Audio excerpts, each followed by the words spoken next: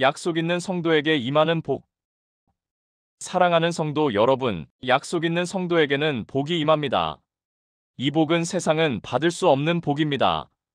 약속 있는 성도에게 하나님이 어떤 복을 주시는지 야곱의 이야기를 통해 함께 나누겠습니다.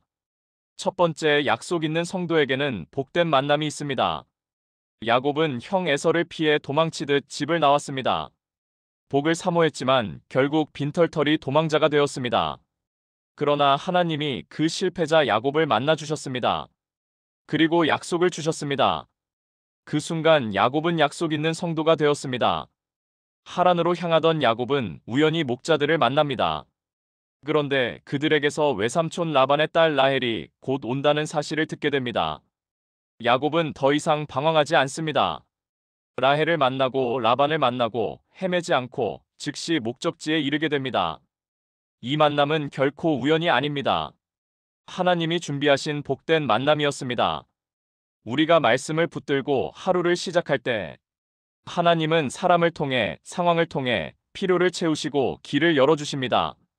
그러니 믿음으로 고백해 보십시오.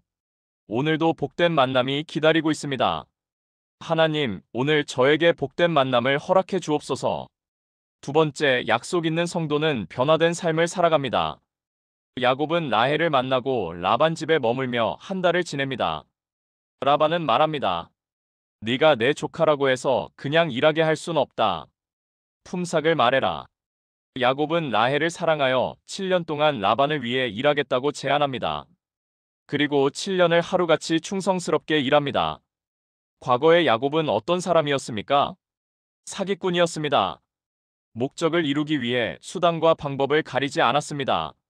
하지만 하나님을 만난 후 그는 달라졌습니다. 정직하게 일합니다. 속이지 않습니다.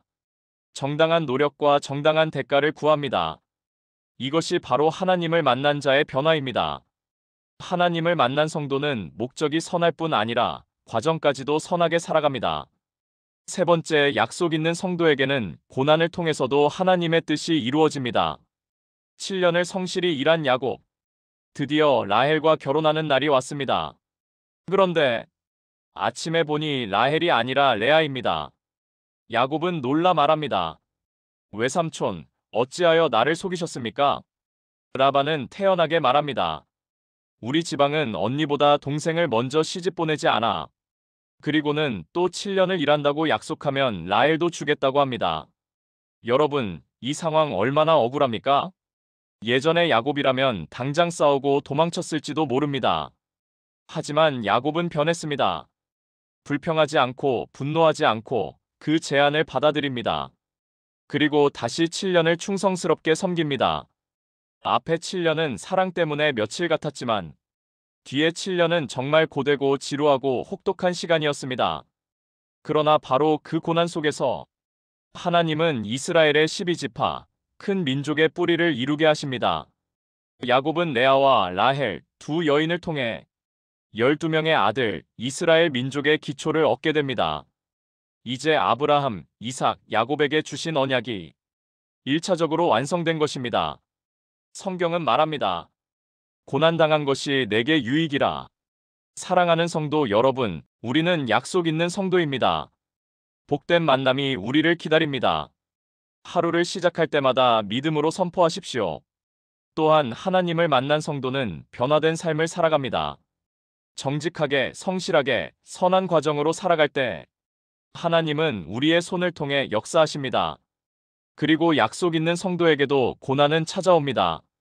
그러나 그 고난조차 하나님께서는 우리의 유익과 하나님의 뜻을 이루는 통로로 사용하십니다. 오늘도 약속 있는 성도로서 하나님이 주시는 복을 누리며 살아가시길 예수님의 이름으로 축복합니다. 오늘도 승리하는 하루가 되십시오.